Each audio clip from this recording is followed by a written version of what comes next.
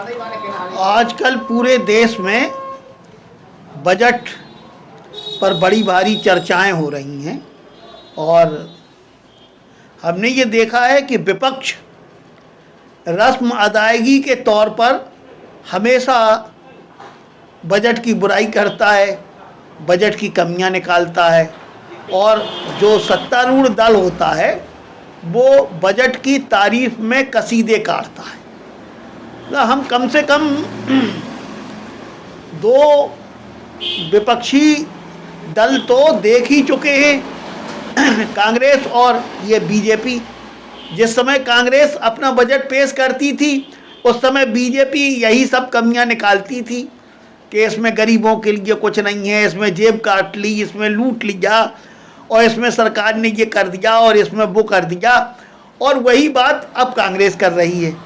ये जो विरोध करने की या बुराई करने की रस्म अदायगी है, ये बड़ी बोरिंग और मतलब साफ साफ समझ में आता है कि आप खामोखा केवल बुराई के लिए, केवल विरोध के लिए विरोध कर रहे हैं। कम से कम मेरा मानना तो यह है कि इस देश में अगर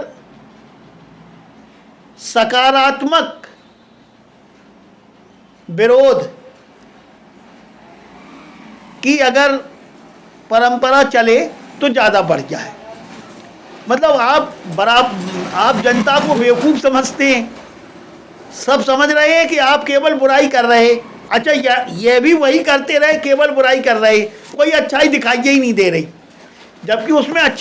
जबकि उसके स्थान पर अगर ये अच्छी बात को या अच्छाइयों को अच्छाई कहें, बुराई को बुराई कहें तो ये अधिक विश्वसनीय होंगे, जनता का इनकी बात पर अधिक विश्वास होगा। और दूसरी चीज़ ये है कि आप एक नकली बजट पेश करके दिखाइए, आप उसके बदले में एक बजट दस्तावेज दूसरा दीजिए कि भाई हमारे हिसाब से ऐसा बजट होना चाहिए। बजट में आखिर सरकार कर क्या लेगी? खर्चे ही तो निर्धारित करती है। खर्चा कहीं नाली में डालने का खर्चा तो करेगी नहीं। ये हो जाता है कि आप किसी और दिशा में खर्च करते, उन्होंने किसी और चीज़ में खर्च कर दिया। आफ्टर ऑल जिन चीज़ों पर भी खर्च किया जा रहा है वो देश के ही तो काम आना है। हाँ, इसमें एक चीज़ जरूर फंसती है कि जिसको कहते हैं लोक लुभावन बजट, कुछ वर्गों को कभी कभार खुश करने के लिए मुफ्त में बहुत सी चीज़ें दे दी जाती हैं। और सही बात यह है कि अर्थशास्त्री इस बात को मानते हैं कि मुफ्त में इस तरह से देने वाली चीज़ों से देश की आर्थिक प्रगति पर बुरा असर पड़ता है, क्योंकि मुफ्त में कोई चीज़ें दी नहीं जा सकती। आपने तो बांट दी, आपने उन्हें खुश करने के लिए बांट दी। इसका एक दुष्प्रभाव यह भी होता है कि जिन लोगों को इस तरह का फ़ायदा पहुंचाया गया मुफ्त वाला, उनकी आदत पड़ जाती है। जैसे हम एक उदाहरण लें बैंकों के कर्जा माफ़ करने का। हम तमाम अपने दोस्तों को जानते हैं जो कर्जा बैंक का जमा नहीं कर रहे, और उनसे पूछो कि यार क्यों, तो कहेंगे भाई साहब अब माफ़ी तो आए ही, अबे नहीं तो 2-4 साल बाद आए, जब लास्ट चुनाव हो जाए तब कर्जा माफ़ हुए तो हम काहे के लाने जमा करें।